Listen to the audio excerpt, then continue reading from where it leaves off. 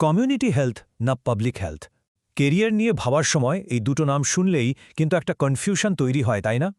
আজকের এই আলোচনায় আমরা চেষ্টা করব এই দুটো ফিল্ডের মধ্যেকার পার্থক্যগুলো খুব সহজ করে তুলে ধরতে, যাতে ছাত্রছাত্রী আর অভিভাবকেরা একটা সঠিক সিদ্ধান্ত নিতে পারেন।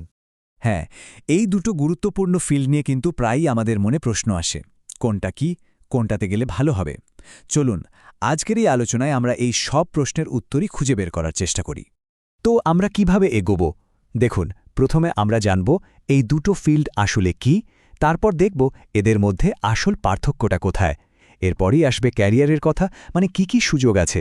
আর সবশেষে আমরা চেষ্টা করব আপনাকে একটা রাস্তা দেখাতে, যাতে আপনি নিজের জন্য সঠিক পথটা বেছে নিতে পারেন। তাহলে আর দেরি না করে চলুন শুরু করা যাক আমাদের প্রথম পর্ব দিয়ে।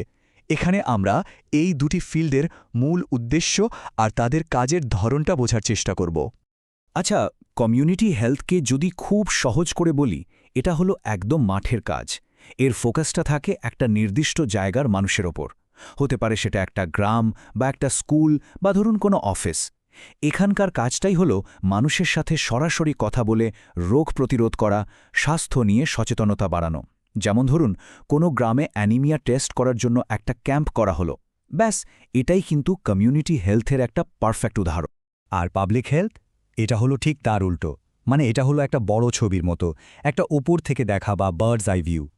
এর লক্ষ্য কিন্তু কোনো একটা ছোট এলাকা নয়, বরং পুরো জেলা, রাজ্য বা গোটা দেশের স্বাস্থ্য ব্যবস্থা। এখানে কাজটা হয় মূলত পলিসি, বড় বড় প্রোগ্রাম আর ডেটা অ্যানালিসিস নিয়ে।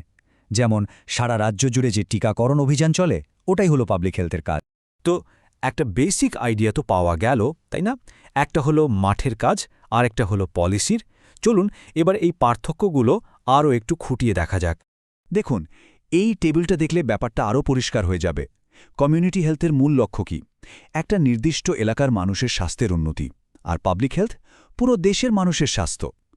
কমিউনিটি হেলথ কাজ করে নিচ থেকে ওপরে, মানে বটম আপ। আর পাবলিক হেলথ কাজ করে ওপর থেকে নিচে, মানে টপ ডাউন বা পলিসি লেভেল থেকে। ধরুন আপনার শহরে ডেঙ্গু ছড়িয়ে পড়েছে। এখন কমিউনিটি হেলথ কর্মীরা কি করবেন? তারা প্রত্যেক বাড়িতে যাবেন, মানুষকে বোঝাবেন কোথায় জল জমতে দেওয়া যাবে না সেটা দেখিয়ে দেবেন। আর পাবলিক হেলথ ডিপার্টমেন্ট কি করবে? তারা পুরো শহরের ডেটা দেখবে, কোথায় মশা বাড়ছে তার উপর নজর রাখবে, ফগিং করার জন্য পলিসি বানাবে আর তার জন্য বাজেট ঠিক করবে। দেখুন, কাজটা কিন্তু দুটোই ডেঙ্গু নিয়ে, কিন্তু অ্যাপ্রোচটা একদম আলাদা, তাই? তবে হ্যাঁ, এত পার্থক্যের পরেও একটা জায়গায় কিন্তু এরা এক। এদের দুজনেরই লক্ষ্য একটাই, রোগ প্রতিরোধ করা, মানুষের স্বাস্থ্যের উন্নতি করা। আর দুটোই কিন্তু সমাজের জন্য কাজ করে, কোনো লাভের জন্য নয়। তাই একটা সুস্থ সমাজ গড়তে গেলে কমিউনিটি হেলথ আর পাবলিক হেলথ দুটোই কিন্তু সমানভাবে দরকারি।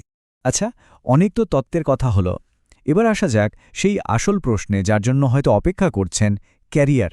মানে কোন ফিল্ডে গেলে কি ধরনের চাকরি পাওয়া যায়, কি পড়তে হয়, আর হ্যাঁ, স্যালারি কেমন হতে পারে। চলুন এবার এই বিষয়গুলো নিয়েই কথা বলা যাক।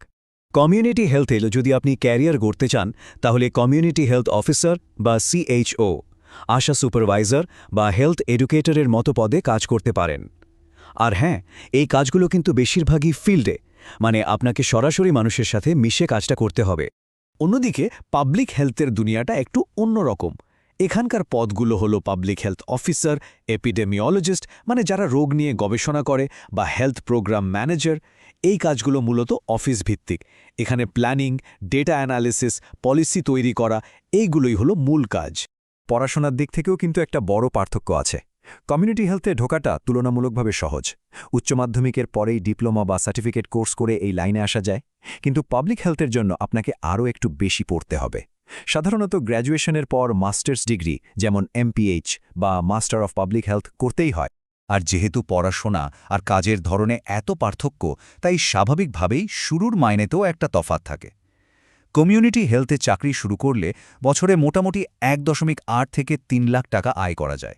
অন্যদিকে পাবলিক হেলথের শুরুটাই হয় বছরে প্রায় 4 থেকে 6 লাখ টাকা দিয়ে। তো আমরা দুটো ফিল্ড সম্পর্কে জানলাম, ক্যারিয়ারের সুযোগগুলো দেখলাম। এখন সবথেকে কঠিন প্রশ্নটার মুখোমুখি হওয়ার সময় এসেছে। এত কিছু জানার পর আপনি কোনটা বেছে নেবেন? হ্যাঁ, এটাই সেই $1 মিলিয়ন প্রশ্ন। আপনার জন্য সঠিক পথ কোনটি? দেখুন, সিদ্ধান্তটা নিতে এই স্লাইডটা আপনাকে খুব সাহায্য করবে। নিজেকে প্রশ্ন করুন, আপনার কি ফিল্ডে কাজ করতে ভালো লাগে? মানুষের সাথে সরাসরি কথা বলতে ভালো লাগেন? আর তাড়াতাড়ি চাকরিতে ঢুকতে চান? যদি উত্তর হ্যাঁ হয়, তাহলে কমিউনিটি হেলথ আপনার জন্য দারুণ একটা অপশন। আর যদি আপনার ডেটা প্ল্যানিং এসব ভালো লাগে, আপনি আরও পড়াশোনা করতে চান, আর আপনার লক্ষ্য যদি হয় সরকারি বা আন্তর্জাতিক সংস্থায় বড় পদে কাজ করা, তাহলে পাবলিক হেলথ আপনার জন্য সঠিক পথ হতে পারে। তবে হ্যাঁ, সবশেষে সিদ্ধান্তটা কিন্তু ছাত্র বা ছাত্রীর নিজের। তাই নিজের আগ্রহটা বোঝা, কতটা পড়াশোনা করতে পারবেন সেই কমিটমেন্ট থাকা, আর ভবিষ্যতে নিজেকে কোথায় দেখতে চান এই বিষয়গুলো নিয়ে পরিষ্কার ধারণা থাকাটা কিন্তু ভীষণ জরুরি। আর এখানে অভিভাবক এবং শিক্ষকদেরও একটা বড় ভূমিকা আছে।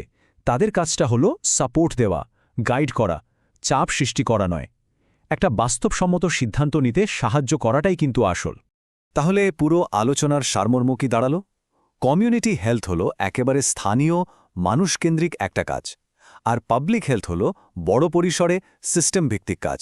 দুটোই কিন্তু একটা ভালো স্বাস্থ্য ব্যবস্থার জন্য লাজেম, একে অপরের পরিপূরক।